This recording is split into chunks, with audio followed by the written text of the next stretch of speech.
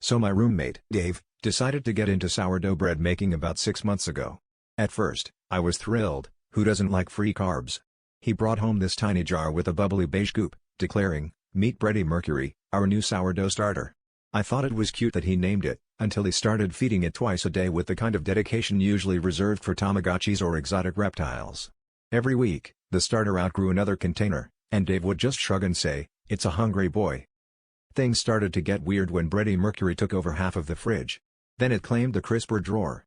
I'd open the door and be met with a faint, yeasty sigh, as if it was annoyed I didn't bring snacks. Dave started talking to it in the mornings. "Morning, champ. Rise and shine," he'd say, as if it could answer, which, to be fair, it did, in the form of ominous bubbles. Before long, our recycling bin was full of glass jars, casualties of the great fermentation expansion of 2024. The real trouble began when the landlord came for an inspection and tripped over a suspiciously sticky puddle on the kitchen floor. "What's this?" he asked. Dave, without missing a beat, replied, "Just a little starter spillage." The landlord stared at the fridge, now duct-taped shut, and muttered something about unique tenant issues into his phone. A week later, we got a letter, no more pets or living organisms beyond the lease agreement.